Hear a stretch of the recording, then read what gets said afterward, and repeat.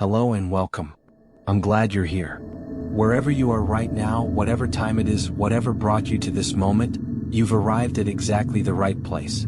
Tonight, we're going to explore something that's been happening since long before you were born, something that will continue long after you're gone, something so fundamental that you've lived your entire life within its patterns without perhaps ever noticing them fully. We're going to listen to the rhythms of Earth itself. This isn't a journey that requires anything from you. You don't need to remember facts or take notes. You don't need to stay awake for any particular part. If your mind wanders, that's fine. If you drift away entirely, that's even better. What we're doing here is simply spending time together with some of the quietest, most patient processes in nature. Processes that measure time not in seconds or minutes, but in tides and seasons, in the slow turn of continents, in the patient circulation of oceans. Some of what you hear might surprise you. Some might feel familiar, like recognizing the face of an old friend you'd forgotten. And some might simply wash over you like waves on a distant shore, present but not demanding. All of these responses are exactly right. There's no test at the end. There's only rest. So find a comfortable position. Let your breathing settle. And let's begin with the most basic rhythm of all, the one that's been keeping time since you were born. The rhythm of day and night. Every 24 hours, our planet completes one full rotation. This simple fact, this steady turning, creates the most fundamental pattern in the lives of almost everything that exists on Earth's surface. Light then darkness, warmth then coolness, activity then rest.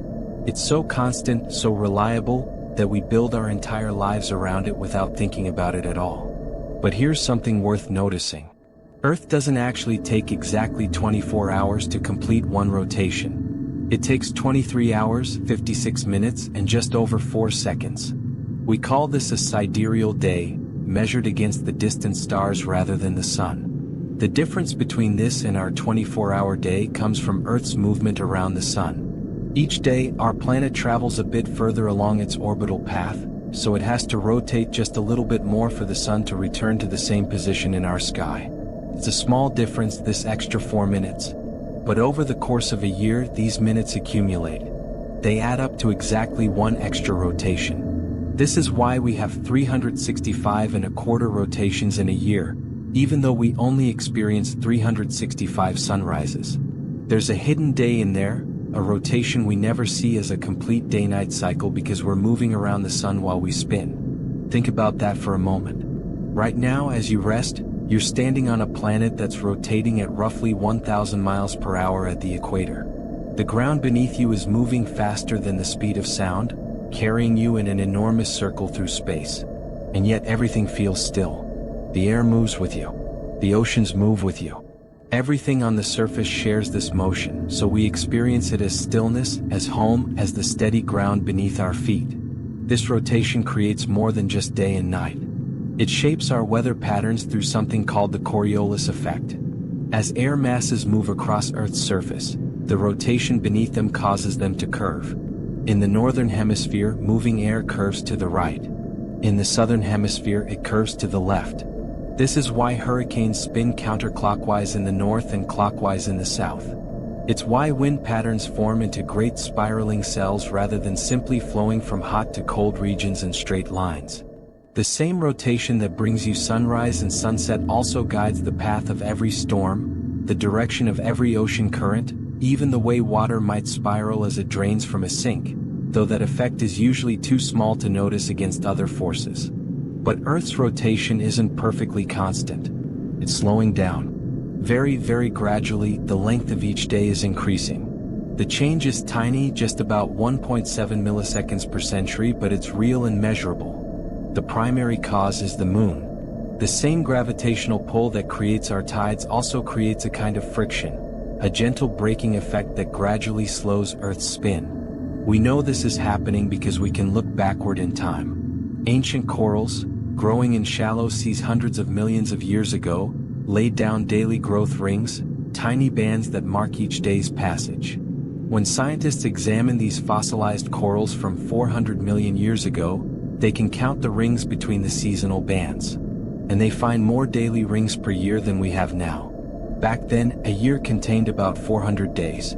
Each day was roughly 22 hours long. Earth spun faster. The moon was closer. Time itself moved to a different rhythm. As Earth's rotation slows, something else happens. The moon gradually moves away. The same tidal forces that slow our spin also push the moon into a slightly higher orbit. The moon is receding from Earth at roughly 1.5 inches per year, about the rate your fingernails grow. It's a slow goodbye that's been happening for billions of years. Eventually, far in the future, Earth's day will lengthen to match the lunar month. Our planet and its moon will become tidally locked to each other, just as the moon is already locked to us, always showing the same face.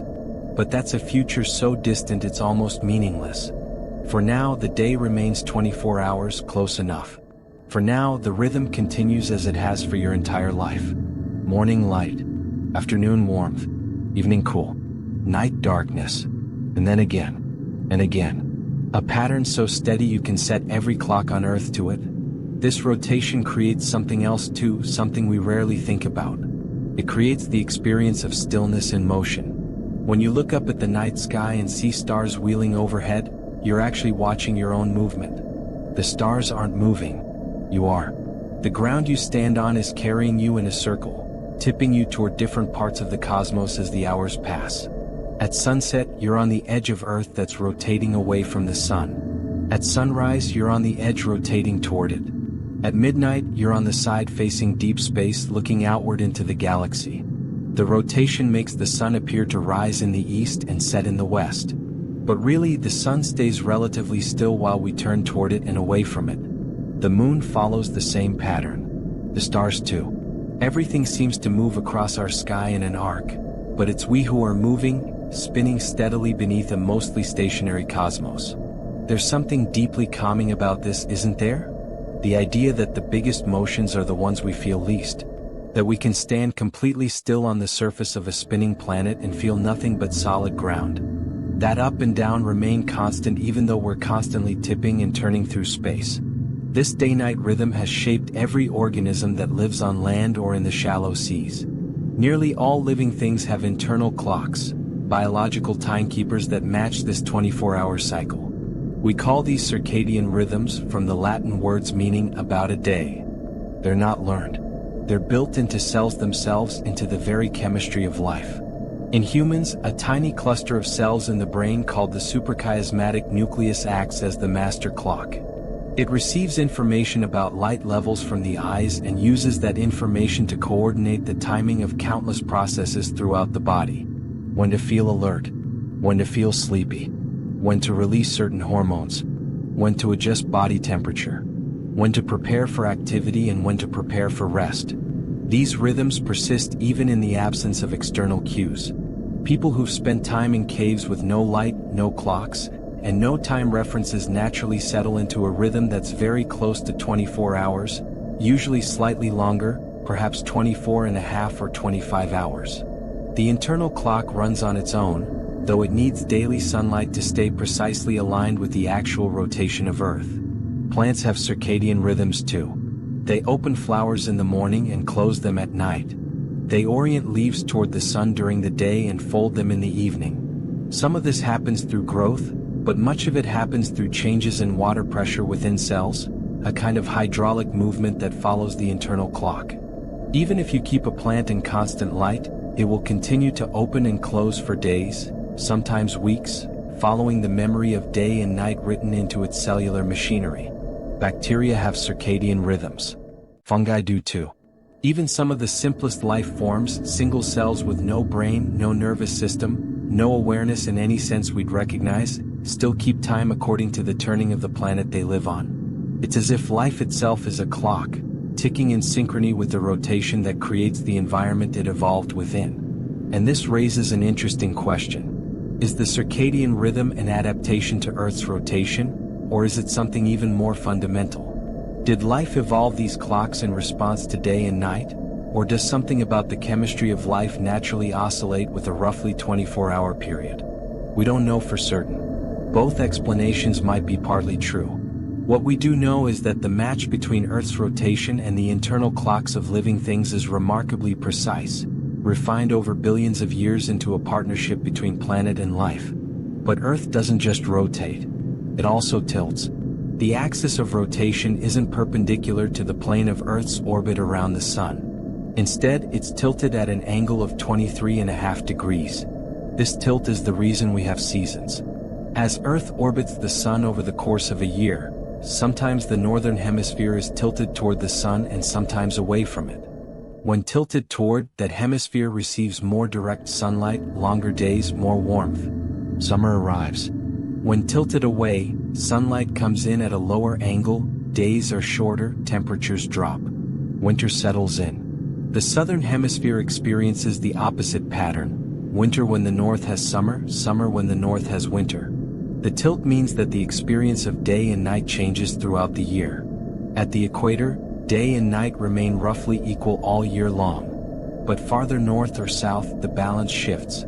In summer at high latitudes, days stretch long, the sun barely setting before rising again. In winter, darkness dominates with only brief hours of twilight. At the poles, this reaches an extreme. During summer, the sun never sets at all, circling the sky for months in a continuous day. During winter, it never rises, leaving the polar regions in months of continuous night. The tilted planet spins beneath the sun, but at the poles, the spin doesn't create the usual day-night rhythm. Instead, it creates a slow oscillation between light and dark measured in seasons rather than hours. This tilt is what gives Earth its rich variety of climates and ecosystems. Without it, the equator would be much hotter and the poles much colder. There would be no autumn colors, no spring blooms, no summer growth or winter dormancy. The planet would still turn, creating day and night, but the deeper annual rhythm would be missing. And like the rotation itself, the tilt isn't perfectly stable.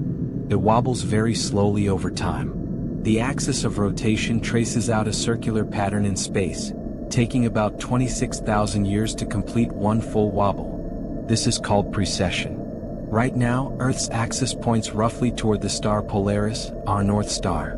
But in 13,000 years, it will point toward a different star entirely. The sky will appear to have shifted not because the stars moved, but because our orientation in space changed. This precession, combined with subtle changes in the shape of Earth's orbit and the degree of axial tilt, creates long-term climate variations. These are the Milankovitch cycles, named after the scientist who described them. Over tens and hundreds of thousands of years, the amount of sunlight reaching different parts of Earth varies in predictable patterns. These variations help trigger ice ages and the warm periods between them. The planet breathes in and out on a timescale we can barely imagine, all because of gentle wobbles and shifts in how it moves through space. We're currently in a warm period, an interglacial. The last ice age peaked about 20,000 years ago, when massive ice sheets covered much of North America and Europe. Then, slowly, the ice retreated as Milankovitch cycles brought more summer sunlight to northern latitudes. The ice melted. Sea levels rose. And our current climate emerged, the climate that allowed human civilization to develop.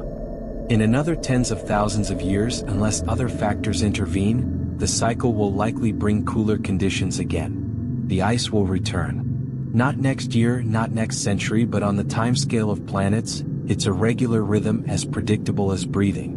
But let's return to something more immediate. Let's return to the moon. The moon doesn't just slowly steal rotational energy from Earth and drift gradually away. It also creates something we can observe directly, something that happens twice a day at the edges of every ocean.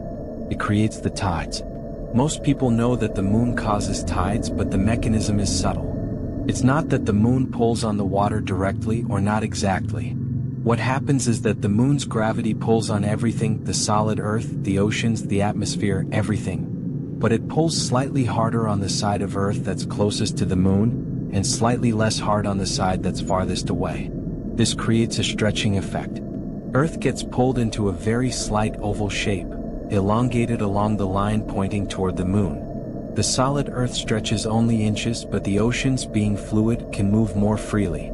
They pile up on the side facing the moon and also on the opposite side. The result is two bulges of water, one on the near side and one on the far side.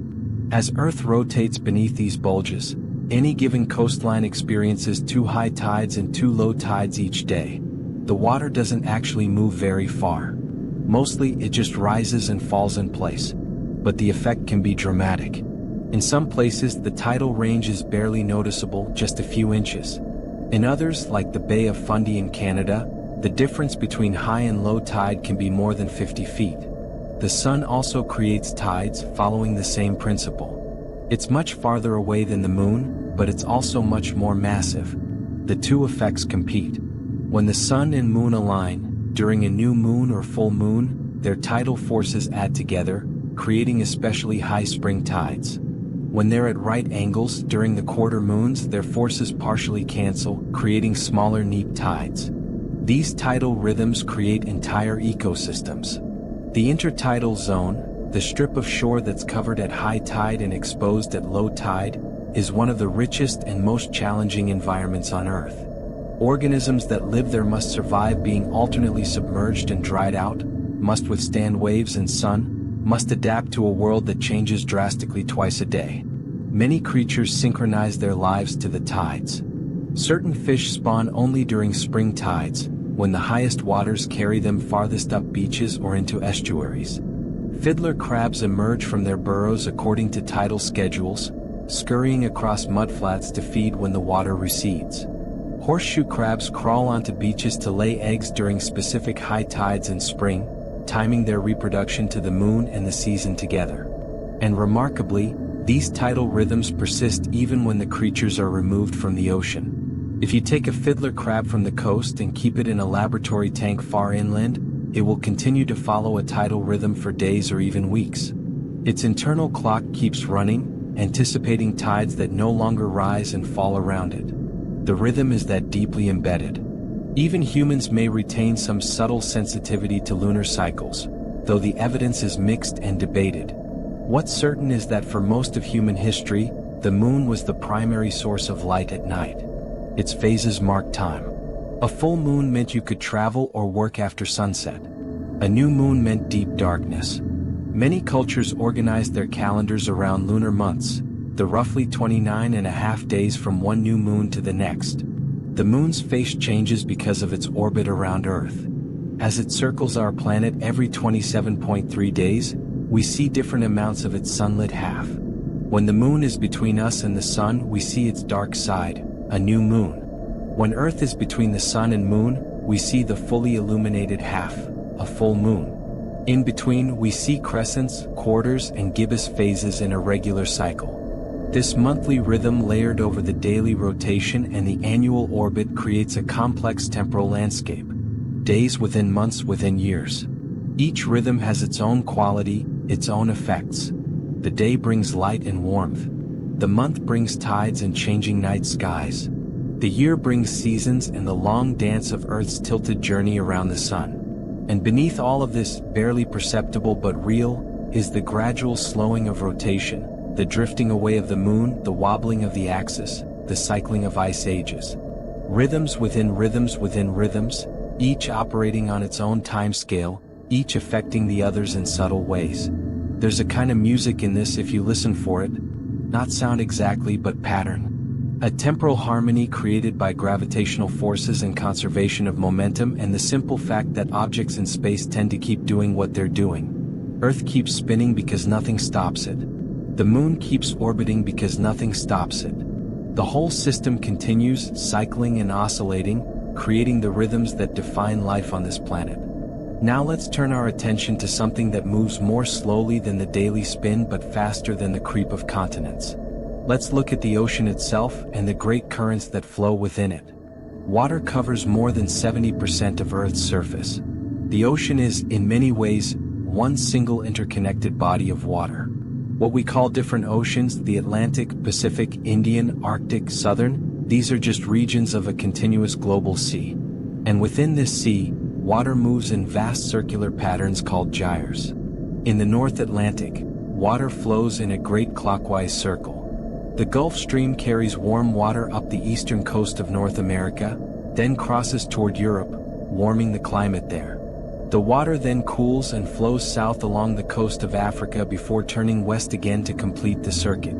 This entire gyre is thousands of miles across, and water within it might take years to complete one full loop. Similar gyres exist in the South Atlantic, the North and South Pacific, and the Indian Ocean. In the southern hemisphere, they flow counterclockwise. These patterns are driven partly by winds and partly by the Coriolis effect, that same rotational influence that shapes weather systems. The rotating Earth beneath the ocean creates a tendency for water to curve, and this combines with the push of prevailing winds to set up these great rotating currents. But there's another circulation pattern, deeper and slower, that operates on a different timescale entirely. This is the thermohaline circulation, sometimes called the global conveyor belt. It's driven not by wind but by differences in temperature and salinity, which affect the density of seawater. In the North Atlantic, near Greenland and Iceland, surface water cools. As it cools, it becomes denser. If it's also salty, having lost some fresh water to evaporation or ice formation, it becomes denser still. Eventually, this cold, salty water becomes heavy enough to sink, descending into the deep ocean. Once at depth, it begins a long, slow journey. It flows south through the Atlantic, then joins a deep current that circles Antarctica.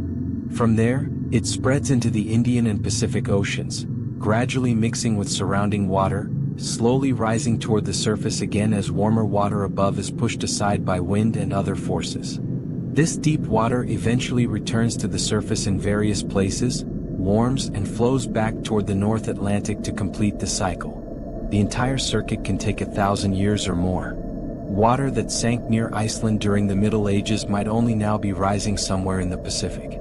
This circulation redistributes heat around the planet. Warm surface water flows toward the poles, releasing heat to the atmosphere as it goes.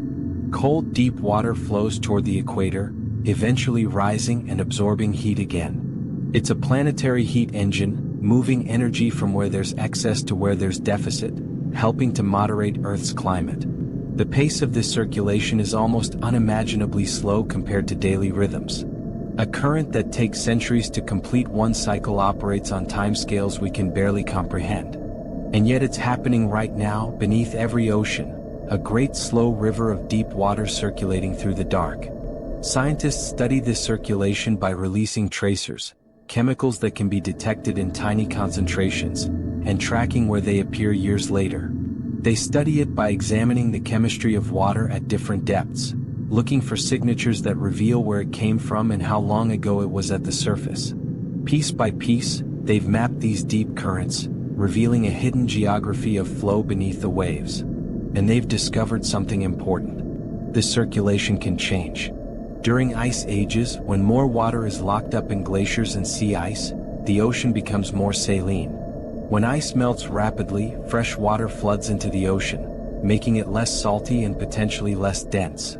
If enough fresh water enters the North Atlantic, it could prevent surface water from becoming dense enough to sink. The conveyor belt could slow down or even stop. This has happened in the past. Evidence from sediments and ice cores shows periods when the circulation weakened, causing rapid climate shifts.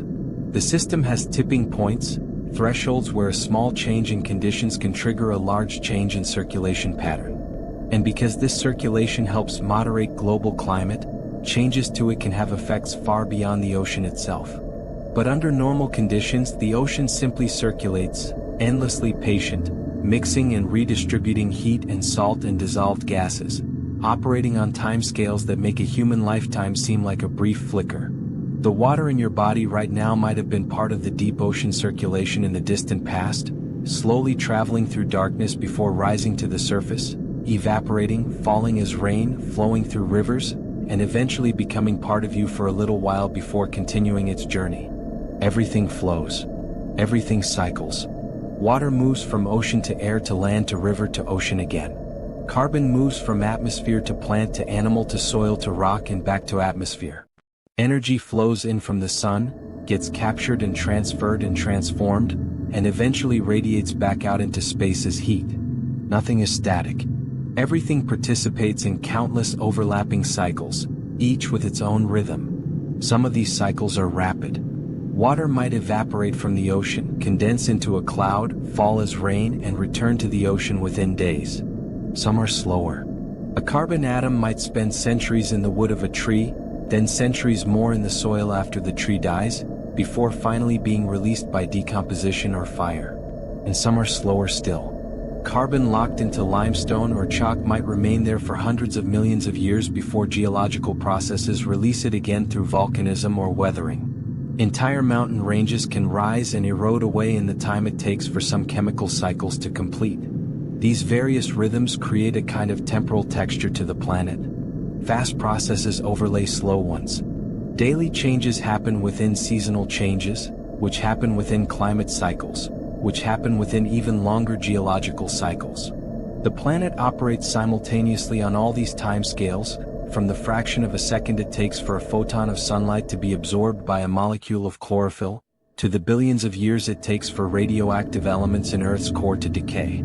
And woven through all of this is life, adapting to every rhythm, synchronized to every cycle it encounters. Organisms have evolved to match not just the day-night cycle, but also seasonal patterns, tidal rhythms, even some of the longer climate variations. Birds migrate with the changing seasons, flying thousands of miles between summer and winter ranges.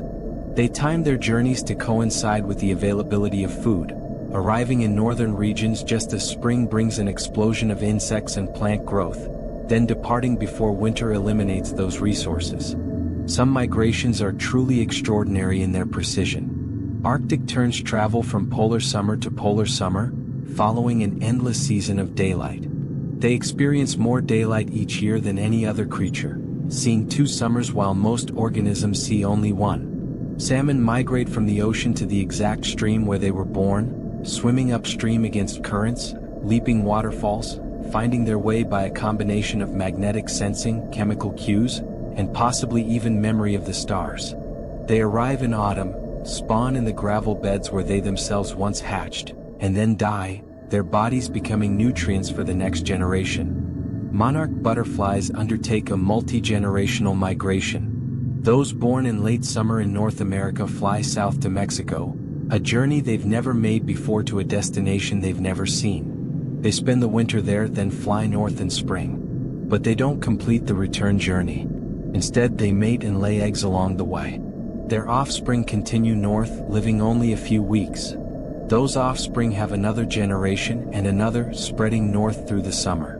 Then, in late summer, a special generation is born. These individuals live not weeks but months, and they fly south to Mexico, to the same forest their great-great-grandparents left, completing a cycle that spans a continent and multiple generations. How do they know where to go? How does navigation information pass through generations that never meet? We don't fully understand. But somehow the rhythm persists. The migration continues year after year, generation after generation, a living pulse that flows north and south with the seasons. Plants, too, respond to seasonal rhythms. Many trees in temperate regions require a period of cold before they can bloom in spring. This prevents them from being fooled by a warm spell in winter. They count the cold days, in a sense, accumulating a kind of chemical memory of winter's passage. Only when they've experienced enough cold do they become ready to respond to warming temperatures and longer days by producing flowers and new leaves. Some plants can measure day length with extraordinary precision, using light-sensitive proteins that track how many hours of light and darkness they experience. When days reach a certain length, specific genes activate, triggering flowering or other developmental changes. This allows plants across a wide geographic range to bloom at the same time of year, even though temperature and weather might vary considerably between locations. There are plants that flower only after years of growth, storing energy until they reach a threshold size or age, then producing a massive display of flowers and seeds before dying. Bamboo species sometimes synchronize this flowering across entire forests, all the plants blooming in the same year after decades of vegetative growth. The triggers aren't fully understood, but somehow thousands of individual plants maintain synchronized internal clocks, all counting off the same years, all arriving at the same decision to flower at the same time. These longer biological rhythms, operating over years or decades, show that life can keep time on many scales. The circadian clock measures days. Other biological mechanisms measure seasons or years or even longer intervals. Life has evolved calendars, internal timekeeping systems that allow organisms to anticipate changes and prepare for them. And these biological calendars interact with the physical rhythms of the planet in complex ways. A tree doesn't just respond to day length and temperature. It also responds to water availability, nutrient levels, competition from other plants, browsing by animals, and countless other factors. All of these inputs get integrated by the plant's physiology, and the result is a behavior, a pattern of growth and dormancy and reproduction that matches the environment the plant lives in. This creates feedback loops. Plants affect the soil they grow in, changing its chemistry and structure. They affect the local climate through transpiration, releasing water vapor that can form clouds and influence rainfall. Animals depend on plants for food and shelter, and plants often depend on animals for pollination or seed dispersal. Everything is connected. Every rhythm influences other rhythms. And in the middle of all this complexity, there's a kind of stability. Not a static equilibrium, but a dynamic balance. Forests grow and die back, but forests persist. Animal populations rise and fall with the availability of food and the pressure from predators, but the ecosystem continues. Disturbances happen, fires or floods or droughts, but recovery follows. This resilience emerges from the complexity itself.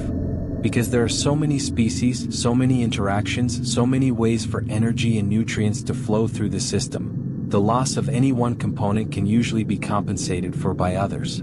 The system is redundant, flexible, adaptable. But this resilience has limits. Push too hard, remove too many species, disrupt too many connections, and the system can shift into a different state. A forest can become a grassland. A lake can become choked with algae. These transitions, once begun, can be difficult or impossible to reverse. The new state might be stable in its own way, but it's different, and what was lost might not come back. This is something worth sitting with for a moment. The idea that complexity creates stability, but also that stability has edges, places where small changes can cascade into large ones. Earth systems have persisted for billions of years, cycling and adjusting, maintaining conditions suitable for life. But they're not infinitely robust. They can change. They have changed many times in the past. There have been periods in Earth's history when the ocean circulated differently, when the climate was vastly warmer or colder, when the atmosphere had different chemistry. Life survived these changes, but not all species did. And the changes themselves were often driven by shifts in the planetary rhythms we've been discussing. A change in orbit that altered the distribution of sunlight. A change in ocean circulation that redistributed heat. A change in atmospheric composition that affected the greenhouse effect. These changes happened on geological timescales, usually thousands or millions of years. Slow enough that many species could adapt through evolution or migration. But sometimes the changes were faster. Asteroid impacts, massive volcanic eruptions, the sudden release of methane from frozen reserves, these could trigger rapid climate shifts that ecosystems couldn't keep pace with. 5 times in the last half billion years, mass extinctions have eliminated the majority of species on Earth. Each time, life recovered, but it took millions of years, and the world that emerged was different from the one that came before. Different species, different ecosystems, new evolutionary experiments, new rhythms established. We're currently in a period of relative stability. The Holocene, the most recent 10,000 years or so, has been unusually stable in terms of climate. It's this stability that allowed human civilization to develop. Agriculture requires predictable seasons, stable coastlines, reliable rainfall. Cities require sustained food surpluses. All of this depends on the rhythms of the planet remaining relatively consistent. And for most of human history they have. Seasons arrive on schedule. Monsoons bring rain. Rivers flow. The patterns our ancestors learned remain valid for their descendants. This continuity across generations is easy to take for granted, but it's actually remarkable. It means the planetary rhythms are stable enough that knowledge about them remains useful across centuries. But even within this stability there are variations. Some years are warmer, others cooler. Some decades receive more rain, others less. These fluctuations happen partly due to internal variability in Earth's climate system, patterns like El Niño that shift the distribution of heat in the ocean and affect weather around the world. El Niño is part of a larger pattern called the El Niño Southern Oscillation, or ENSO. Every few years, ocean temperatures in the tropical Pacific shift. Sometimes the eastern Pacific warms while the western Pacific cools. This is El Niño. Sometimes the pattern reverses, with the eastern Pacific cooling and the western Pacific warming. This is La Nina. And sometimes the system is in a neutral state, somewhere between the two. These shifts alter the patterns of rainfall and temperature across much of the globe. An El Niño year might bring drought to Australia and floods to Peru. A La Nina year might do the opposite. The cycle is somewhat irregular, occurring every 2 to 7 years, without a perfectly predictable schedule. But it's real, and it has measurable effects on ecosystems and human societies. There are other oscillations too. The North Atlantic Oscillation affects weather in Europe and North America. The Pacific Decadal Oscillation operates on longer timescales, shifting ocean temperatures in patterns that last decades rather than years. These various oscillations interact with each other and with the underlying seasonal cycle, creating a complex pattern of climate variability that's partly predictable and partly chaotic. Even the sun contributes to climate rhythms, though its influence is relatively small. The sun goes through an 11-year cycle of activity, with the number of sunspots and solar flares rising and falling in a regular pattern. During solar maximum, the sun is slightly more active, emitting a bit more energy. During solar minimum, it's calmer. The difference is small, less than 1% variation in total energy output, but it's measurable. This solar cycle can have subtle effects on Earth's upper atmosphere and on space weather, the flows of charged particles and magnetic fields that fill the solar system. During solar maximum, auroras become more frequent and intense. Satellites and power grids can be affected by solar storms. But the direct impact on Earth's surface climate is minimal, much smaller than the effects of ocean oscillations or volcanic eruptions. Still, the 11-year solar rhythm is one more clock ticking in the background, one more cycle overlaid on all the others. And the sun itself is part of even longer cycles. It's a middle-aged star, about halfway through its lifespan. Over billions of years, it has gradually brightened as its core becomes denser and hotter from ongoing fusion. The sun that shone on Earth's early oceans was about 30% dimmer than the sun that shines today. This gradual brightening will continue.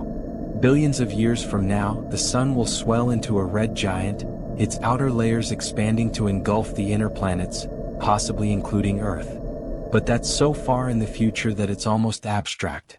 More immediately, on timescales of millions or tens of millions of years, the solar system's position in the galaxy changes in ways that might affect Earth.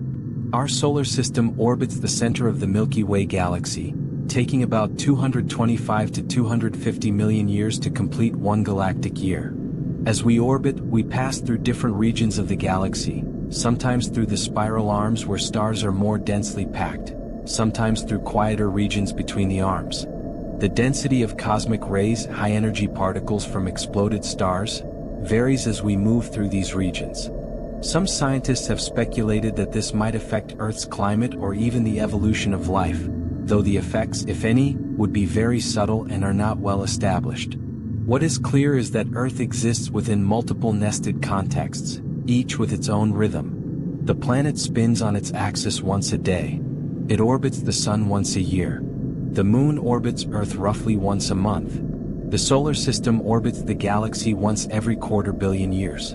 The galaxy itself is moving through space, eventually heading toward a collision and merger with the Andromeda Galaxy billions of years from now. Rhythms within rhythms within rhythms, each vast in its own scale, each influencing the others in ways both obvious and subtle. And on the surface of one small planet in the middle of all this celestial motion, life clings and adapts and thrives, synchronized to every rhythm it can perceive. Let's bring our attention back to Earth's surface now, to the solid ground beneath the oceans and continents. Because the ground itself moves, though far more slowly than water or air. The continents drift across the planet's surface at about the same rate your fingernails grow, a few centimeters per year. This motion is powered by heat from Earth's interior, heat left over from the planet's formation, and heat generated by the decay of radioactive elements in the mantle and crust. The heat creates convection currents in the mantle, the thick layer of hot rock between the crust and the core. Hot rock rises slowly, cools, and sinks again, creating circulation patterns that drag the overlying crust along. The crust is broken into several large plates and many smaller ones. Where plates pull apart, magma rises to fill the gap, creating new crust. Where plates collide, one can be pushed beneath the other, diving into the mantle in a process called subduction. Where plates slide past each other, earthquakes mark the boundary. This system, called plate tectonics, recycles the crust over hundreds of millions of years. Oceanic crust, which is denser and thinner than continental crust, gets subducted and returns to the mantle. Continental crust, being lighter, tends to stay at the surface, though it can be deformed and uplifted when continents collide. The continents themselves have drifted together and apart multiple times in Earth's history. About 300 million years ago, most of the land masses were joined into a single supercontinent called Pangaea. Before that, there was another supercontinent called Rodinia, and before that, others with names like Columbia and Kennerland, though the evidence becomes harder to read the further back we look. These supercontinents form and break apart in a cycle that takes roughly 300 to 500 million years. The cycle is driven by the patterns of mantle convection. When a supercontinent forms, the heat beneath it builds up because rock is a poor conductor. Eventually, the rising heat weakens the continent from below, and it begins to rift apart. The fragments drift away from each other, opening new oceans between them. Eventually, after circulating around the planet for hundreds of millions of years, the continents begin to converge again, driven by subduction zones at their edges. Oceans close. Continents collide, building mountain ranges like the Himalayas or the Alps. Another supercontinent forms. The cycle begins again. This is one of the slowest rhythms Earth possesses, playing out over timescales that dwarf human history. The entire span of human civilization, from the first cities to the present day, fits into a tiny sliver at the very end of the most recent cycle. Modern humans have existed for perhaps 300,000 years, which is a meaningful fraction of a million years, but barely registers on the timescale of continental drift. And yet, even this rhythm has effects we can observe. Earthquakes and volcanic eruptions are direct consequences of plate tectonics. The locations of mountains and ocean basins affect climate by controlling the flow of wind and water. The uplift of the Himalayas changed monsoon patterns across Asia. The closing of the Isthmus of Panama changed ocean circulation between the Atlantic and Pacific, affecting climate globally. The slow motion of continents creates and destroys habitats, isolates populations and allows new species to evolve in separation, then brings them back into contact millions of years later. Evolution and geology are partners in shaping the diversity of life. Right now, Earth is in an unusual state. We have several large continents scattered around the planet, and two large oceans, the Pacific and the Atlantic. In the past, configurations have been different. Sometimes oceans were smaller, sometimes larger. Sometimes there were more continents or fewer. The particular arrangement at any given time affects ocean circulation, climate zones, and the distribution of life. In the future, the continents will continue to drift. The Atlantic is widening as the Americas move away from Europe and Africa. The Pacific is shrinking as subduction zones around its edges consume oceanic crust. Eventually, perhaps in 50 to 200 million years, the continents may collide again, forming a new supercontinent. Geologists have even given this potential future landmass names like Pangaea Ultima or Amasia, though predicting the exact configuration is difficult because plate motions can change over time. The rhythm continues, indifferent to the life that covers the surface. Mountains rise and erode. Ocean basins open and close. Continents wander across the face of the planet like slow ships on a viscous sea. And through it all, the smaller rhythms persist. Day and night. Tides. Seasons. The constant interplay of fast and slow processes creating the world we know. There's something almost meditative about contemplating these different timescales simultaneously. The second hand of a clock ticking away the moments. The minute hand moving perceptibly if you wait. The hour hand so slow you can't see it move, but when you look away and look back, it's shifted. And beyond that, imagining clocks with hands that take years to complete a circuit, or centuries, or millions of years. All of them turning at once, all of them measuring different aspects of the same universe. Your own body participates in many of these rhythms. Your heartbeat creates a rhythm measured in seconds. Your breath, slightly slower. Your sleep-wake cycle, aligned with Earth's rotation. Your cells replace themselves on schedules ranging from days to years depending on the tissue. You age gradually over decades. The atoms that make up your body were forged in stars that exploded billions of years ago, scattered through space, incorporated into the dust cloud that collapsed to form the solar system, accreted into Earth, cycled through countless organisms before becoming part of you temporarily, and will continue cycling long after you're gone. You are, in a very literal sense, part of the planet. Not separate from it, observing from outside, but woven into it. Made of Earth's matter. Powered by Earth's sun. Synchronized to Earth's rhythms. When you sleep and wake, you're participating in the same cycle that governs nearly every organism on the planet. When you feel the pull of seasons, the shift from summer's energy to winter's quiet, you're responding to the same tilt and orbit that creates those seasons. This isn't poetry. It's physics and biology, chemistry and astronomy, all working together to create the experience of being alive on a planet that itself is alive in certain ways. Not conscious, not aware, but dynamic, changing, full of flows and cycles and patterns that have persisted for eons and will continue for eons more. And here's something worth considering as you rest. All of these rhythms, from the fastest to the slowest, from the tick of a heartbeat to the drift of continents, all of them continue whether you pay attention or not. The planet doesn't need your awareness to keep spinning. The ocean doesn't require your observation to continue circulating. The tides rise and fall regardless of whether anyone watches. There's something restful in that. The universe carries on. The rhythms persist. You can let go of any sense that you need to hold things together, keep track of everything, maintain awareness of all the processes. They maintain themselves. They always have. They will continue doing so. Your participation is more like being a passenger than a driver. You ride along with Earth's rotation, experiencing the day-night cycle it creates. You ride along with Earth's orbit, experiencing the seasons. You ride along with the chemical cycles that sustain your metabolism, the biological rhythms that time your growth and healing, the countless processes that keep your body functioning without any conscious effort on your part. Most of what happens without you doing anything. Your heart beats without instruction. Your lungs breathe at least most of the time automatically. Cells divide and differentiate according to ancient patterns encoded in DNA. Your body knows how to be a body without you micromanaging every detail. And in the same way, Earth knows how to be Earth. The rhythms continue because they're built into the structure of the system. Gravity keeps the moon orbiting and creates the tides.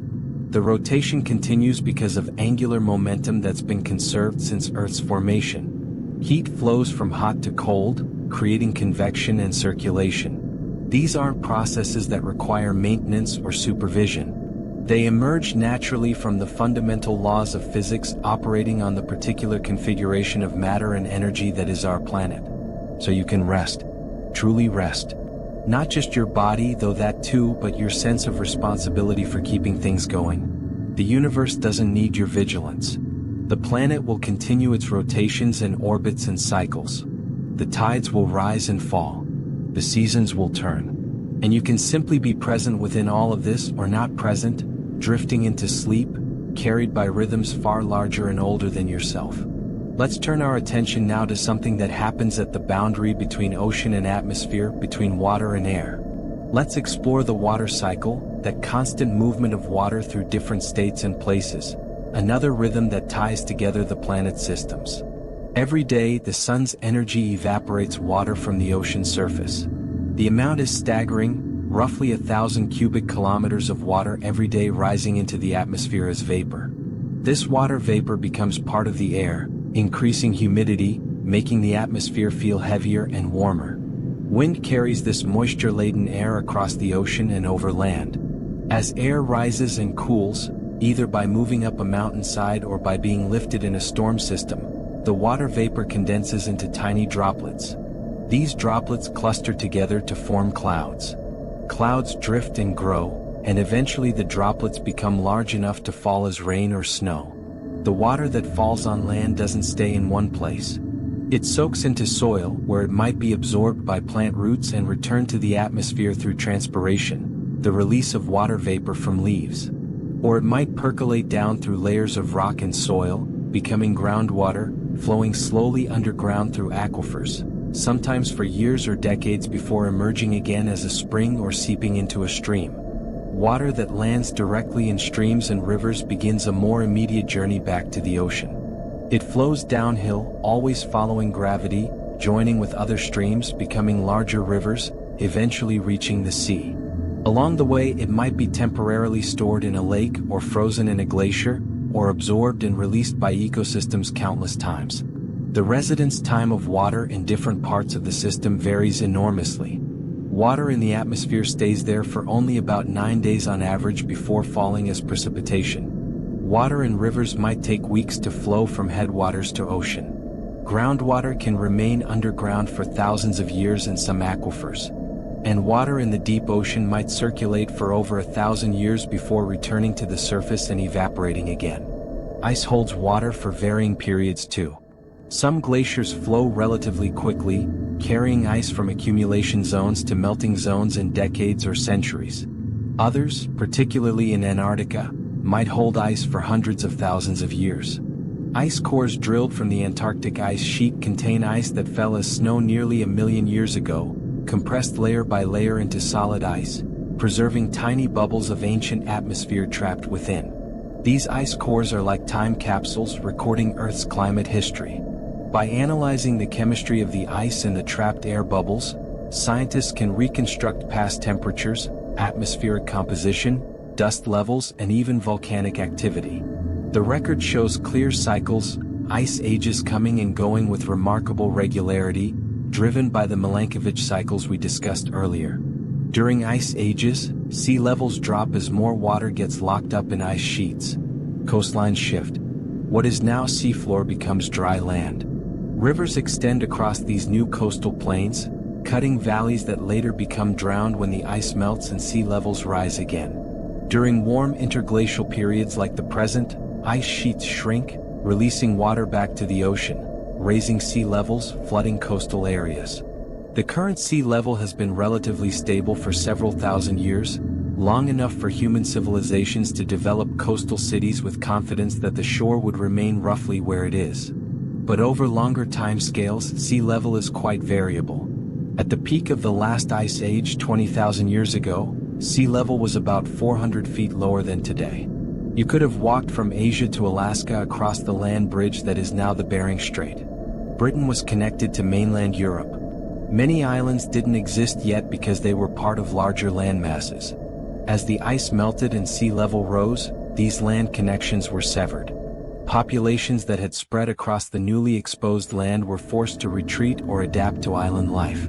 The geography of the world literally changed shape as water shifted from frozen storage on land to liquid circulation in the ocean. This is another rhythm, slower than seasons but faster than continental drift.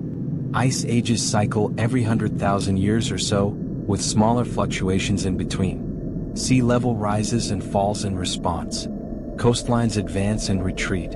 And ecosystems shift, following the changing distribution of climate zones. During an ice age, the tropics don't disappear but they shrink and dry out. Rainforests contract to smaller refuges. Deserts expand. Temperate zones shift toward the equator as ice sheets grow at high latitudes. Animals and plants migrate, track their preferred climates, or adapt to new conditions. Then, as the ice retreats, the process reverses. Glaciers melt. New land is exposed, raw and barren. Pioneer species colonize this fresh ground, beginning the slow process of soil formation and ecosystem development. Forests spread north, following the retreating ice. Animals expand into newly available habitats. We're currently in one of the warm periods, but not necessarily at its peak. The ice sheets of Greenland and Antarctica still hold enough water to raise sea level by over 200 feet if they melted completely, though such melting would take centuries or millennia under natural conditions. The rhythm suggests that eventually, tens of thousands of years from now, the ice will begin to grow again, and we'll descend into another ice age. But for now, the water cycles through atmosphere and ocean and ice and soil and organisms, constantly moving, constantly changing state, but always the same molecules, the same H2O, endlessly rearranged. Water is peculiar in many ways. It's one of the few substances that expands when it freezes, which is why ice floats. This seemingly minor property has enormous consequences. If ice sank, lakes and oceans would freeze from the bottom up, and life in water would be much more difficult. Instead, ice forms an insulating layer on top, protecting the liquid water below. Water also has an unusually high heat capacity, meaning it takes a lot of energy to change its temperature. This makes oceans excellent at storing heat and moderating climate. Coastal regions have milder temperatures than inland areas at the same latitude because the nearby ocean absorbs heat in summer and releases it in winter, buffering against extremes. Water's properties as a solvent are also remarkable. It dissolves more substances than any other common liquid, which is why the ocean is salty and why water is essential for biology. Chemical reactions necessary for life generally require substances to be dissolved in water, allowing molecules to move around and interact. So water, through its physical and chemical properties, plays a central role in Earth's systems. It shapes the surface through erosion. It moderates climate through its heat capacity and phase changes. It transports nutrients and energy. It provides the medium for life. And it cycles endlessly, connecting ocean and atmosphere and land in a flow that has continued for billions of years. Each raindrop that falls has been part of this cycle countless times.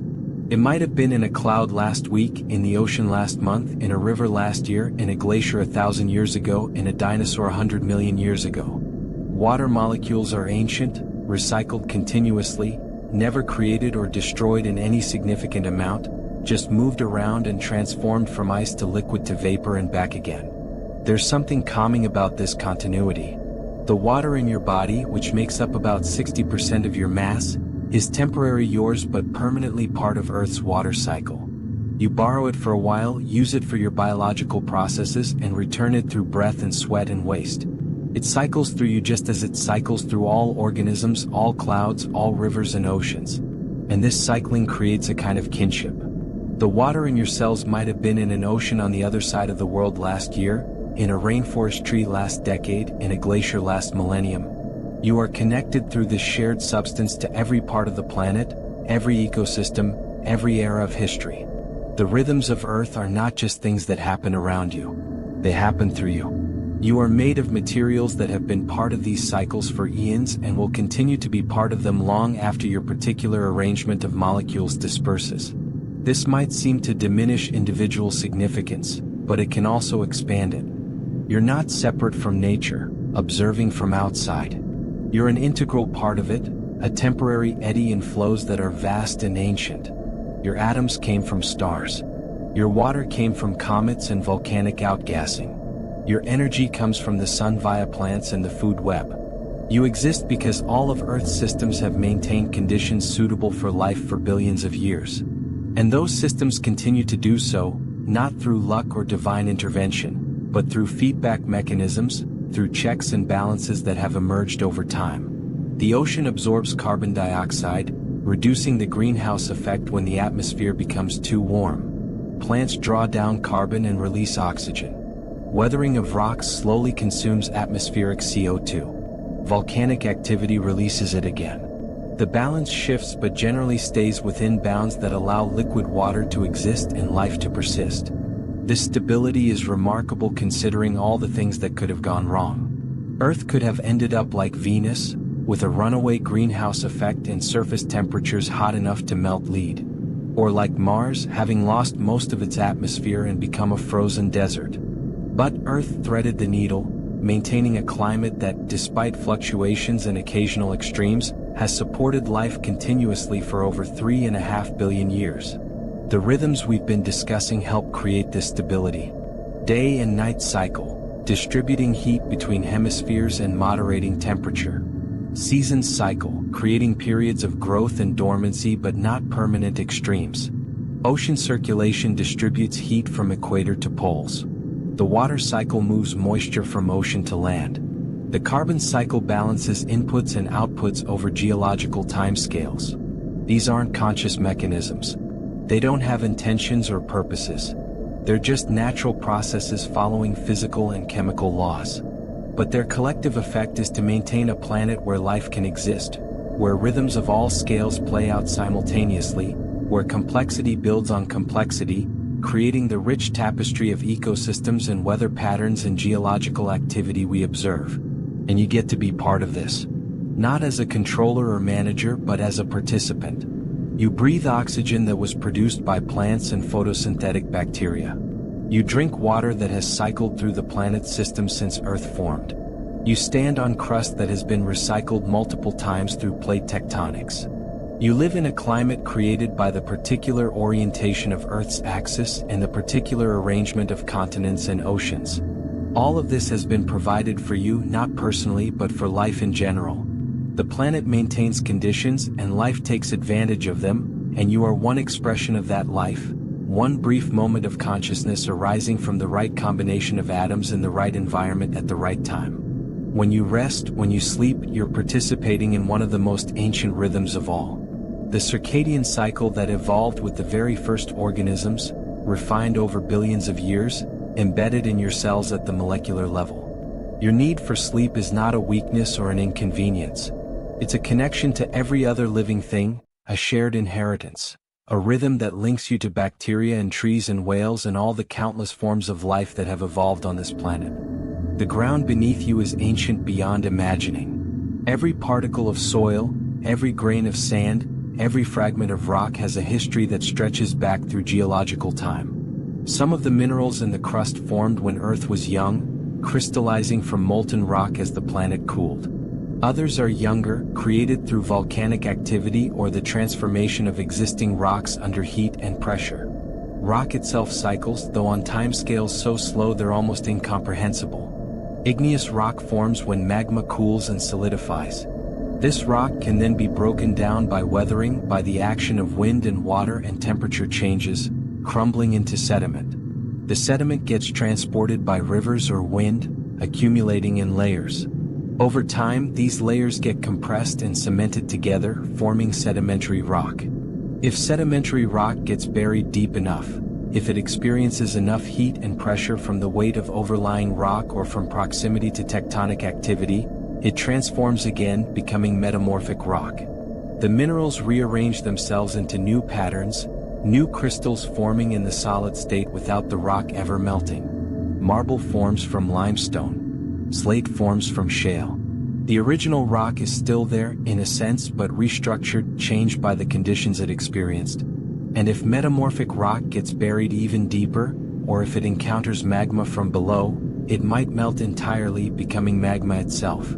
Eventually, this magma might rise toward the surface, perhaps through volcanic activity, perhaps through the slow upwelling that occurs at mid-ocean ridges. When it cools, it becomes igneous rock again. The cycle completes, though it might have taken hundreds of millions of years. This rock cycle operates independently of life, driven purely by heat from Earth's interior and the movements of plate tectonics. But life affects it nonetheless. Plants breaking down rock with their roots, creating soil. Animals burrowing, mixing layers. Marine organisms extracting dissolved minerals from seawater and incorporating them into shells and skeletons, which eventually become limestone when they die and accumulate on the seafloor.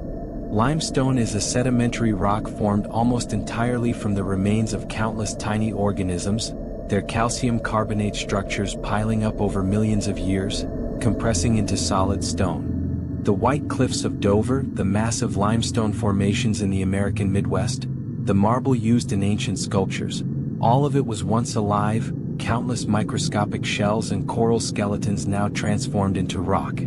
This means that much of the carbon that was once in the atmosphere is now locked in limestone, removed from the carbon cycle for tens or hundreds of millions of years. This removal happened gradually, as organisms evolved the ability to make carbonate shells and as those shells accumulated faster than they dissolved. The effect was to draw down atmospheric carbon dioxide, reducing the greenhouse effect, cooling the planet. But the carbon doesn't stay locked away forever. When limestone gets subducted at a tectonic plate boundary, it descends into the mantle where heat and pressure break it down. The carbon is released, rising back toward the surface dissolved in magma. When volcanoes erupt, They release this carbon back into the atmosphere as carbon dioxide. The cycle continues, carbon moving from atmosphere to ocean to organisms to rock to mantle to atmosphere again, taking millions of years to complete one circuit. This geological carbon cycle is one of the slowest rhythms Earth possesses, but it's crucial for maintaining long-term climate stability. When the planet is warm and wet, weathering increases. More carbon dioxide gets dissolved in rainwater, forming weak carbonic acid that reacts with rocks. The dissolved carbon eventually reaches the ocean, where organisms use it to build shells, which eventually become limestone. This draws down CO2, cooling the planet. When the planet is cold, less weathering occurs. Less CO2 gets removed from the atmosphere. But volcanic activity continues, adding CO2 back. Gradually, CO2 levels rise again, strengthening the greenhouse effect, warming the planet until weathering increases again. It's a negative feedback loop, a self-regulating system that operates over millions of years but helps keep Earth's temperature within bounds that allow liquid water to exist. Without this regulation, Earth's climate could have drifted to extremes long ago. The sun has brightened significantly over Earth's history, yet the planet hasn't gotten progressively hotter because the carbon cycle adjusted, drawing down greenhouse gases to compensate for increased solar output. It's not a perfect regulation. Climate has varied considerably, but the overall habitability has been maintained, allowing life to persist and evolve through enormous stretches of time. And that life has adapted to every rhythm the planet presents. Not consciously, not intentionally, but through the slow process of evolution. Organisms that happened to be better synchronized to environmental cycles tended to survive and reproduce more successfully. Over many generations, this led to the evolution of internal clocks, behavioral patterns, physiological adaptations that match the external rhythms. Migration is one such adaptation. Birds flying south for winter aren't making a conscious decision based on weather forecasts.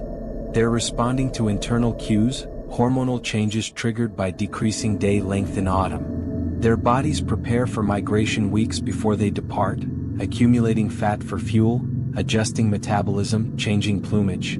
When conditions are right, they simply feel the urge to fly, and they follow routes that generations of their ancestors followed before them. Some of these routes are astounding in their length and precision. Bar-tailed godwits fly from Alaska to New Zealand, over 7,000 miles across open ocean without stopping. They prepare by nearly doubling their body weight in fat, then launch themselves over the Pacific, flying continuously for 8 or 9 days. They navigate using a combination of magnetic sensing, star positions, landmarks when visible, and possibly even smell, following gradients of scent carried on the wind. How they know where to go is still not fully understood, especially in species where young birds migrate separately from adults and have never made the journey before. The information must be partly genetic, an inherited map of some kind, combined with real-time sensing of environmental cues. The ability to navigate these enormous distances evolved because it provided access to resources. Summer in the Arctic brings an explosion of insect life and continuous daylight for feeding. Winter in the tropics or southern hemisphere provides warmth and food when the north is frozen. The rhythm of migration creates connections between ecosystems separated by thousands of miles. Nutrients from the Arctic get transported south in the bodies of migrating birds. Energy from tropical seas gets carried north. The same bird might feed in Patagonia in January and breed in the Canadian tundra in July, linking these distant places through its annual cycle. And this migration rhythm is itself influenced by the larger climate cycles. During ice ages, migration routes shifted as climate zones moved. Some species expanded their ranges into new areas. Others went extinct when their habitats disappeared. The patterns we see today are the result of countless species adjusting to changing conditions over thousands of years as the last ice age ended and the current climate emerged. But migration is just one example of biological rhythms aligned with planetary ones. Hibernation is another. Bears, ground squirrels, and many other mammals in temperate and polar regions spend winter in a state of drastically reduced metabolism. Their body temperature drops, sometimes to near freezing. Their heart rate slows from dozens or hundreds of beats per minute to just a few. They stop eating, stop drinking, living off stored body fat for months. This isn't sleep in the normal sense. It's a different state entirely, called torpor, where physiological processes slow to minimal levels. The animal is barely alive, just ticking over, conserving energy until spring returns. Some hibernators wake occasionally, warming up briefly before returning to torpor. Others remain continuously dormant for the entire winter. Preparation for hibernation begins in autumn, triggered by shortening days and cooling temperatures. The animal eats voraciously, building up fat reserves. Its metabolism adjusts, changing how it processes food and stores energy. When it finally enters its den or burrow, its body has already begun the transition to hibernation. Hormones shift, body systems slow, and the animal settles into months of waiting. This ability to essentially pause life for months at a time is an adaptation to the seasonal rhythm. In winter, food is scarce for many animals. Staying active would require more energy than can be obtained. Hibernation solves this problem by reducing energy needs to nearly zero, allowing the animal to survive on stored reserves until spring brings new growth and renewed food availability. Plants have their own version of this dormancy. Deciduous trees drop their leaves in autumn and cease growth for winter. They seal the scars where leaves detached, protecting against water loss and infection. They move resources from leaves back into roots and trunk before discarding the leaves. And they enter a state where growth stops, metabolism slows, and they simply wait. Buds for next spring's growth are actually formed the previous summer, waiting through autumn and winter to open. The tree is prepared for spring before winter even arrives. But it won't open those buds until specific conditions are met, until it has experienced enough cold to ensure winter has truly passed, and enough warming to signal spring has truly arrived. This prevents the tree from being fooled by an unusually warm spell in late winter. If buds open too early, new growth could be killed by returning cold. So trees count cold days, accumulating a kind of chill requirement that must be met before they become responsive to warmth. Only then will buds swell and open, leaves emerge, flowers bloom. This same pattern occurs in seeds. Many seeds require specific conditions before they'll germinate. Some need fire. Some need cold. Some need their hard coating to be scratched or worn away by time and weather. These requirements ensure that germination happens at the right time and place, when conditions are suitable for the seedling to survive. A seed is a package of potential, a complete plant in miniature, waiting. It can wait for years, sometimes decades or even centuries, remaining viable, ready to grow when conditions are right. During this waiting, the seed barely metabolizes. It's not dead but not quite alive in the active sense. It's suspended, holding its patterns and potential, patient beyond any human capacity for patience. And when that seed finally germinates, when the embryonic root pushes out and begins to grow, it's responding to rhythms both immediate and ancient. Moisture and warmth trigger the awakening.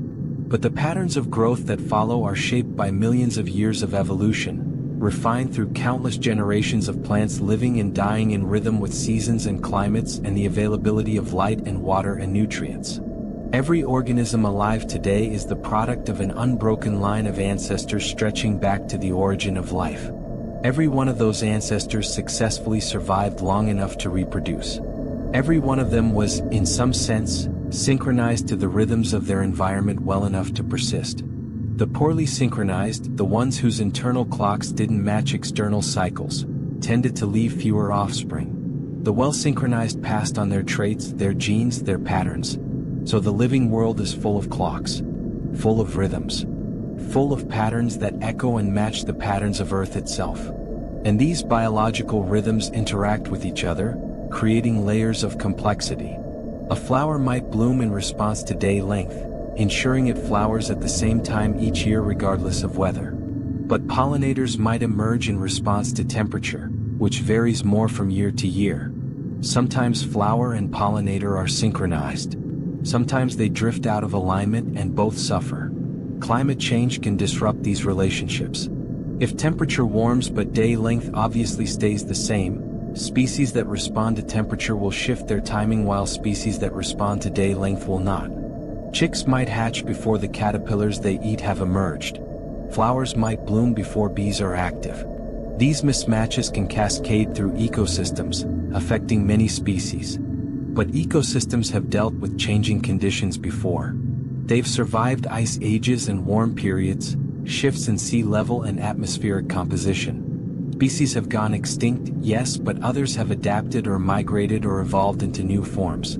The overall pattern of life has persisted through enormous environmental changes because life is fundamentally adaptable. Not any particular species necessarily, but life as a whole. And this adaptability comes from diversity. Because there are so many species, so many different strategies for survival, so many ways of making a living, ecosystems can absorb disturbance. If one species declines, others might fill its role. If one food source disappears, consumers can switch to alternatives. The redundancy creates resilience. Think of it like a woven fabric. Each thread is individual, but the strength comes from how they're interlaced. Cut one thread and the fabric remains largely intact. Cut many threads and it begins to weaken, but it doesn't immediately fall apart. Only when too many threads are cut does the whole structure fail. Ecosystems have similar properties. They can lose species and continue functioning, though perhaps differently than before. But there are limits.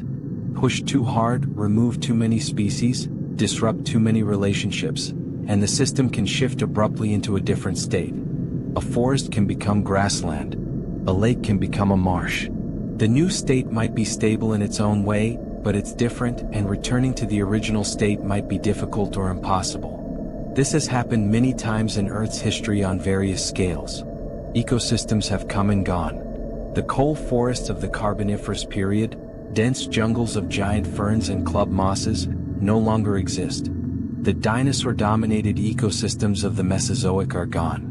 The megafauna-rich grasslands of the Pleistocene are largely gone. Each time something new emerged to fill the space. But the transition periods can be difficult. Mass extinctions create windows of time, sometimes millions of years, when diversity is low and ecosystems are relatively simple. Recovery happens, but slowly, as surviving species diversify and new forms evolve to fill empty niches. The rhythm of extinction and recovery is one of the slowest Earth possesses, playing out over tens of millions of years. We're fortunate to live in a time of high biological diversity, after the recovery from the last mass extinction 66 million years ago. The variety of life on Earth today is extraordinary. Millions of species, each with its own strategies and adaptations, each synchronized to particular rhythms, each playing roles in the vast interwoven networks of ecosystems. And each night when you sleep, you're participating in patterns shared with countless other organisms. The mouse in the field sleeps in bursts between periods of foraging. The tree beside your house has slowed its processes in the darkness, waiting for dawn to resume photosynthesis. The bacteria in your gut adjust their activity according to signals from your body's circadian clock. Even viruses show daily variation in how actively they replicate. Everything cycles. Everything has rhythm. And these rhythms nest within each other, smaller cycles within larger ones, creating a temporal structure to the living world. The cell division cycle operates on timescales of hours. The sleep-wake cycle on a day. The seasonal cycle on a year. Lifespans vary from days for some insects to thousands of years for some trees. And all of these individual rhythms play out against the background of evolutionary time, species arising and going extinct over millions of years. It's almost like music in a way, different instruments playing at different tempos, but somehow creating a coherent whole. The rapid notes of cellular processes, the steady beat of day and night, the slow melody of seasons, the deep bass of geological change. All happening simultaneously, all influencing each other, creating the living, breathing, changing planet. And the energy that powers most of this comes from the sun. Sunlight arrives at Earth after traveling through space for 8 minutes and 20 seconds. Photons released by fusion reactions in the sun's core eventually work their way to the surface and radiate outward. Some reach Earth. Most miss entirely, heading off into deep space. But those that do reach us provide nearly all the energy that drives surface processes. Plants and photosynthetic bacteria capture a small fraction of this energy, perhaps 1% of what hits them, converting it into chemical energy stored in sugars and other organic molecules. This captured energy then flows through food webs as organisms eat plants and are in turn eaten by others. At each step, most of the energy is lost as heat, used for metabolism, dissipated into the environment. But some gets passed along, supporting the next level of the food web. Eventually, all the energy that was captured by photosynthesis gets released as heat. Nothing is permanently stored. Energy flows through the system, driving processes, enabling life, then dissipating. But while it's in the system, it allows for the complexity and activity we see. Without the constant input of solar energy, Earth's surface would be cold and still, life likely impossible. So the sun's rhythm of continuous fusion, its steady output of energy, creates the foundation for nearly everything that happens at Earth's surface. The exceptions are a few ecosystems, like those around deep-sea hydrothermal vents, that run on chemical energy from Earth's interior. And of course, geological processes like plate tectonics are powered by Earth's internal heat rather than sunlight. But for most of life, the sun is the ultimate source. And the sun itself has rhythms beyond the obvious daily rising and setting that's actually Earth's rotation. The 11-year sunspot cycle creates variations in solar activity. During solar maximum, the sun's surface is dotted with dark sunspots, regions where magnetic fields are particularly strong and complex. These regions often produce solar flares and coronal mass ejections, bursts of energy and charged particles that stream outward through the solar system. When these particles reach Earth, they interact with our magnetic field, funneling toward the poles where the field lines converge. There, they collide with atoms in the upper atmosphere, causing them to glow. This creates the aurora borealis in the northern hemisphere and aurora australis in the southern hemisphere. Shimmering curtains of green and red and purple light, dancing across the polar skies. Indigenous peoples in polar regions have watched these lights for thousands of years, creating stories and meanings around them. Only in recent centuries did scientists begin to understand the mechanism, the connection between the sun's activity and Earth's magnetic field and the glow of excited atoms in the thin air 60 miles up. The magnetic field itself is generated deep within Earth, in the liquid iron outer core. The core's rotation, slightly different from the rotation of the overlying mantle and crust, creates electric currents in the conducting iron. These currents generate magnetic fields, and the movement of the conducting fluid through existing magnetic fields generates more current, creating a self-sustaining dynamo.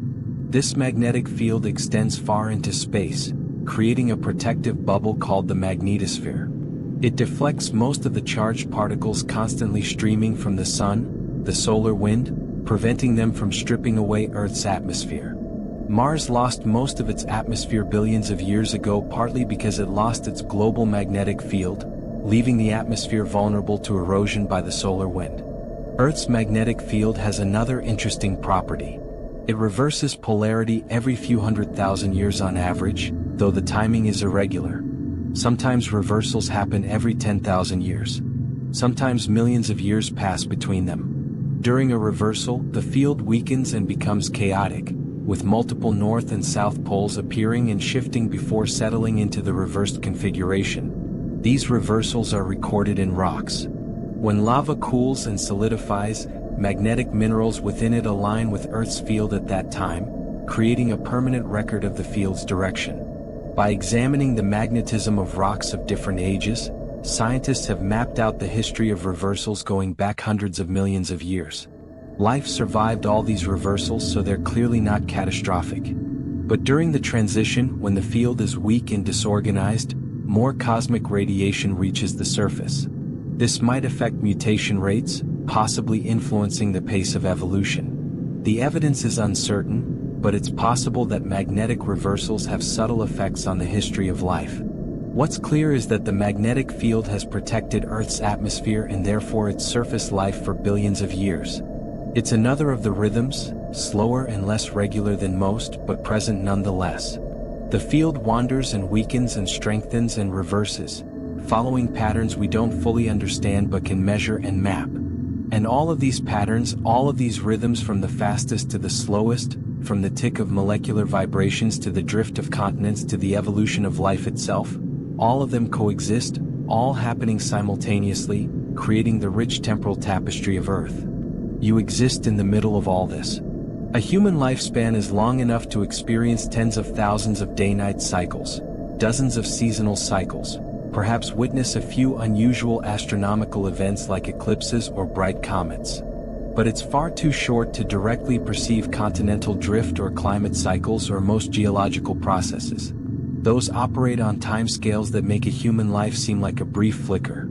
Yet you can know about them. You can understand through science and observation and the accumulated knowledge of many generations that these slow processes are happening. You can know that the ground you stand on is moving, imperceptibly slow but real.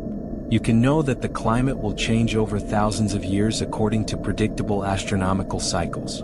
You can know that the species around you are descendants of different species that lived millions of years ago and ancestors of different species that will live millions of years in the future. This knowledge doesn't change your immediate experience. The ground still feels solid. The seasons still arrive on schedule. The sunrise tomorrow will look like the sunrise yesterday. But it can change your perspective, your sense of connection to deep time and vast processes. You're not separate from all this. You're embedded in it, part of it, made of it. Every breath you take contains atoms that have cycled through the atmosphere countless times. Some of those oxygen molecules were produced by photosynthesis perhaps moments ago, perhaps years ago. The nitrogen that makes up most of the air was released from Earth's interior through volcanic outgassing billions of years ago and has been cycling through the atmosphere, soil, and organisms ever since. Nitrogen is essential for life. It's a key component of proteins and DNA. But atmospheric nitrogen is in a form most organisms can't use directly. It has to be fixed, converted into ammonia or nitrates that plants can absorb. Some bacteria can do this, either living free in soil and water or in symbiotic relationships with plants, particularly legumes. Lightning also fixes nitrogen, the intense heat and energy breaking apart nitrogen molecules and allowing them to combine with oxygen. The resulting compounds dissolve in rain and reach the soil, becoming available to plants. This natural nitrogen fixation has supplied ecosystems for billions of years, a rhythm of lightning storms and bacterial activity cycling nitrogen between atmosphere and biosphere. Plants absorb fixed nitrogen and incorporate it into their tissues. Animals eat plants and rearrange the nitrogen into their own proteins. When organisms die, decomposers break down their tissues, releasing nitrogen back into the soil. Some of it gets taken up by new plants. Some gets converted back into atmospheric nitrogen by denitrifying bacteria, completing the cycle. This nitrogen cycle, like the carbon cycle and water cycle, connects all parts of the Earth system. Atmosphere, soil, ocean, organisms, all exchange nitrogen in overlapping cycles operating on different timescales. Some nitrogen might cycle from atmosphere to plant to soil and back to atmosphere in a matter of years. Some might get incorporated into long-lived trees or deep soil organic matter and remain out of the atmosphere for decades or centuries. And some nitrogen gets carried to the ocean by rivers, where it can support marine life before eventually being buried in sediments. This buried nitrogen might remain locked away for millions of years before geological processes bring it back to the surface. Or it might be converted to atmospheric nitrogen by bacteria in oxygen-poor sediments and bubble back to the atmosphere much sooner. The overall pattern is one of constant circulation, with nitrogen moving through various reservoirs at various rates, but always moving, always available for life to use and return and use again. It's another example of how Earth's systems are interconnected, how life and geology and atmosphere and ocean all influence each other in ongoing exchanges. These exchanges create a kind of planetary metabolism. Earth is not alive in the same sense an organism is alive. It doesn't reproduce or evolve as a single entity. But it does have flows of energy and materials that maintain conditions far from equilibrium. If Earth were truly at equilibrium, the atmosphere would be mostly carbon dioxide with almost no oxygen, oceans would be different in chemistry, temperatures would be different. The presence of abundant oxygen in the atmosphere is itself evidence of disequilibrium maintained by life. Life produces oxygen through photosynthesis faster than geological processes consume it through oxidation and weathering. This has been true for over 2 billion years, since cyanobacteria first evolved photosynthesis and began releasing oxygen as a waste product. Before that, Earth's atmosphere contained almost no free oxygen. The change was gradual, taking millions of years, but eventually oxygen accumulated to significant levels. This event, called the Great Oxidation Event, was catastrophic for many existing organisms. Oxygen is reactive, corrosive, toxic to organisms that evolved in its absence. Many species probably went extinct. But some survived, either in oxygen-free refuges like deep mud or in environments that remained anoxic. And some evolved to not just tolerate oxygen but use it.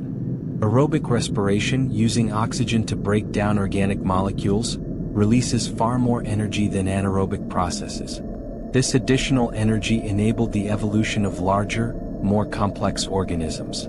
Eventually, multicellular life appeared. Animals, plants, fungi, all fundamentally dependent on oxygen, all descendants of organisms that adapted to the oxygenated world created by photosynthetic bacteria. So the composition of the atmosphere is not fixed. It's maintained by ongoing biological activity. If all photosynthesis stopped, oxygen would gradually disappear from the atmosphere, consumed by oxidation reactions, returning the air to something more like its ancient state. The fact that this doesn't happen is because life keeps producing oxygen, maintaining the atmospheric composition that we and most other complex organisms depend on. This is another kind of rhythm, though not a cyclical one exactly. It's more like a sustained state, a dynamic equilibrium where production and consumption balance. But the balance can shift. During the Carboniferous period, about 300 million years ago, oxygen levels were significantly higher than today, perhaps 35% of the atmosphere compared to 21% now. This was partly because extensive forests were burying organic carbon in swamps faster than decomposers could return it to the atmosphere. With less carbon available for respiration, less oxygen was consumed and levels rose. High oxygen levels may have enabled the evolution of giant insects, dragonflies with 2-foot wingspans, millipedes as long as a person. Insects breathe through simple tubes that carry air directly to tissues, without active pumping. The higher the oxygen concentration, the larger an insect can grow while still getting adequate oxygen to all its cells. When oxygen levels later declined, perhaps partly because fungi evolved the ability to decompose wood efficiently, insects could no longer sustain such large sizes. So atmospheric composition affects what kinds of life are possible, and life in turn affects atmospheric composition. It's a feedback relationship, another example of how Earth systems are interlinked.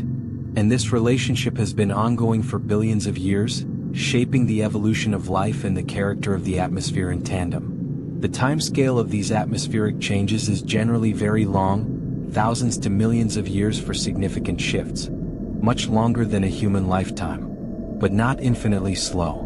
Ice cores show that carbon dioxide levels have fluctuated naturally between ice ages and warm periods, varying by about 100 parts per million.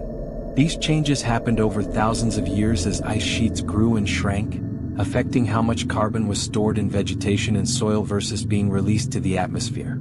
Currently, human activity is changing atmospheric composition much faster than these natural variations, adding carbon dioxide from fossil fuels and changing land use. This is shifting the carbon cycle out of its recent balance, moving toward a new state whose characteristics are still unfolding. It's a reminder that Earth's systems, while resilient in many ways, are not unchangeable. They respond to inputs, to forcings, to disturbances. But the underlying rhythms continue. Day and night still cycle. Seasons still turn. The ocean still circulates, though patterns might shift. Life still adapts, though some species thrive while others decline. The planet continues to operate according to physical laws, responding to energy inputs and gravitational forces and chemical gradients. Nothing about Earth requires human observation or approval to function. The rhythms existed long before our species appeared and will continue long after we're gone, though perhaps altered by our presence. There's something humbling in that, the recognition that we're not the center or the purpose, just participants for a brief moment in processes vastly larger and longer-lived than ourselves. But there's also something reassuring. The universe doesn't need you to maintain it. You can rest. You can stop watching, stop worrying, stop feeling responsible for things far beyond your control. The planet will keep turning. The tides will keep rising and falling. The seasons will keep cycling. All of this happens automatically, naturally, without requiring your attention or effort. Your role is simply to be. To exist for your brief time as part of the ongoing flow. To experience what it's like to be a conscious arrangement of matter, aware of yourself and the world, able to wonder about the rhythms and patterns and processes that created you and sustain you. And part of being alive, part of being a biological organism synchronized to Earth's rotation, is sleeping, resting, allowing consciousness to lapse, allowing the body to perform its maintenance and restoration, allowing the mind to process and integrate. Sleep is not an interruption of life. It's an essential component of it, a rhythm as fundamental as breathing. So let yourself sleep. Let yourself drift into that state where awareness fades, where time becomes unmeasured, where the boundaries between self and world blur. You'll wake again. The rhythm continues. But for now, there's nothing to do, nowhere to be, no effort required. The planet holds you. Gravity keeps you pressed gently against the surface. The atmosphere provides every breath. The temperature remains within tolerable bounds because of countless regulatory processes operating in atmosphere and ocean and biosphere. You are supported, sustained, held in place by systems that have been refined over billions of years. And these systems continue their rhythms without pause. Somewhere right now, the sun is rising over an ocean, light spreading across water, beginning another day. Somewhere it's setting, colors painting the sky, releasing the land to darkness. Somewhere it's midday, bright and warm. Somewhere it's midnight, deep and quiet. All of these moments exist simultaneously on a spherical planet that's rotating beneath the sun. Day and night are not separate times but different locations on the same continuously turning surface. When it's night where you are, it's day on the opposite side of the planet. When it's winter in the northern hemisphere, it's summer in the southern. Everything balances. Everything complements. The moon rises and sets, following its own schedule, sometimes visible during the day, sometimes only at night, its face changing gradually through the month. The stars wheel overhead, different constellations rising and setting as Earth rotates and as it moves along its orbit, the night sky changing gradually through the year before repeating the same patterns again. Meteor showers occur when Earth passes through debris trails left by comets, tiny particles burning up in the atmosphere, creating brief streaks of light.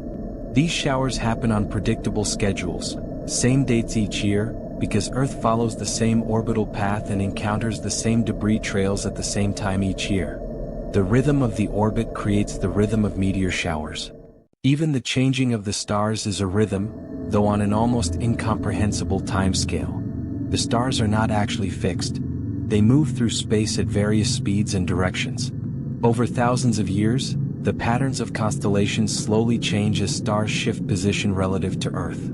Over millions of years, the sky would be unrecognizable, the constellations rearranged into entirely different patterns. But for a human lifetime, for hundreds of human lifetimes, the stars seem fixed, reliable, unchanging. Ancient astronomers saw the same constellations we see now. Future observers will see them too, at least for many generations to come.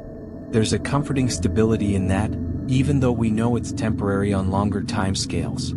Everything is temporary on some timescale. Continents are temporary features that will erode and be rebuilt.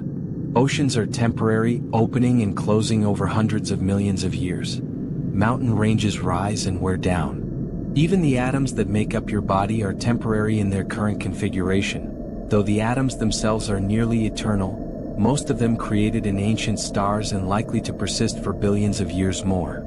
You are a temporary pattern made of ancient materials, existing briefly before the pattern dissolves and the materials return to other uses. This could seem sad, the impermanence of everything, but it can also be freeing. Since nothing lasts forever, there's no need to cling, no need to desperately preserve. Everything arises, persists for a while, and passes. That's the nature of existence in a universe governed by entropy and time. The rhythms help with this. They provide structure, predictability, a sense that while specific things are impermanent, patterns persist. The day-night cycle continues even though each specific day is unique and unrepeatable. The seasons cycle even though each spring is slightly different from the last. Species go extinct but life continues, evolving new forms. There's a teaching in impermanence, in the recognition that everything changes. It invites you to be present with what is, rather than grasping at what was or anxious about what will be. Right now, in this moment, you exist. You're breathing. You're resting. The planet is turning. These simple facts are enough. You don't need to understand everything. You don't need to remember all the details about orbital mechanics or ocean circulation or geological processes. The knowledge is interesting, perhaps, a way of appreciating the complexity and beauty of the world. But the world doesn't require your understanding to be what it is. It exists independently, operating according to laws and patterns that were established long before minds evolved to contemplate them. And you can simply rest within that. Rest within the turning of the planet, the pull of gravity, the flow of air and water and time. Rest within the ancient rhythms that shaped all life, including you. Rest within the knowledge that everything necessary is already happening, has been happening for billions of years, and will continue happening long into the future. The breath moves in and out, carrying oxygen to cells, carrying carbon dioxide away. The heart beats, circulating blood, delivering nutrients, removing waste. Cells divide and die and are replaced, maintaining the body even while the body sleeps. The immune system patrols, identifying and responding to threats. The digestive system processes food, extracting energy and building blocks. All of this happens automatically, orchestrated by systems refined through millions of years of evolution. You don't have to manage any of it consciously. Your body knows what to do. It's done it every moment of your life so far. It will continue doing it now, while you rest, while you sleep, while consciousness recedes and the deeper processes of sleep and dreaming take over. Sleep itself has rhythms. The brain cycles through different stages over the course of a night, from light sleep to deep sleep to REM sleep and back again, each cycle lasting about 90 minutes. 4 or 5 or 6 cycles in a full night, each serving different functions, each contributing to rest and restoration and memory consolidation. You don't control these cycles consciously. They happen on their own, guided by brain chemistry and neural circuits that have been shaped by evolution. All you have to do is allow sleep to occur, to stop resisting it, to let go of wakefulness and trust that the processes of sleep will take care of themselves. And they will. They always have. Every night of your life, you've slept and woken again, the cycle continuing, the rhythm persisting. Tonight is no different. The same processes that sustained you through thousands of previous nights will sustain you through this one. The planet turns, carrying you with it, rotating through darkness toward another dawn. But you don't need to stay awake for the journey. You can rest. You can sleep. You can let the rhythm carry you, cradled by gravity and atmosphere and the accumulated stability of billions of years of planetary processes all operating in a kind of harmony. Everything continues. Everything flows. The water cycles. The carbon cycles. The nutrient cycle. Energy flows in from the sun and radiates back out as heat. The ocean circulates. The atmosphere moves. Continents drift infinitesimally. And life, in all its countless forms, continues its ancient dance of metabolism and reproduction and adaptation. You are part of this. Not separate, not outside observing, but woven into it, participating in it simply by existing. By breathing, you participate in the oxygen cycle. By eating, you participate in food webs and nutrient cycles. By existing in a particular place, you're part of the local ecosystem, however slightly. By sleeping and waking, you participate in the most ancient rhythm of all, the daily cycle that has governed life since the very beginning. So let yourself sleep now. Let the rhythms carry you. Let go of effort and awareness and simply be, simply rest, simply allow the processes of sleep to unfold as they will. The planet doesn't need you awake. The universe continues regardless. And you, for this brief night, can simply rest within the vast patient turning of Earth through space, held by forces older than memory, cradled by patterns that will outlast all individual lives. Everything is already happening. Everything will continue. And you can simply be breathing slowly, heart beating steadily, consciousness fading into the gentle darkness of sleep, held by the planet, held by the rhythms, held by the ancient dance of matter and energy that creates and sustains all life. Rest now. Sleep now. Let the hidden rhythms of the planet carry you through the night, gentle and patient and enduring, turning toward morning but in no hurry, allowing you all the time you need to rest, to dream, to simply exist without effort within the great quiet flowing patterns of Earth. Everything continues. Everything flows. And you can rest.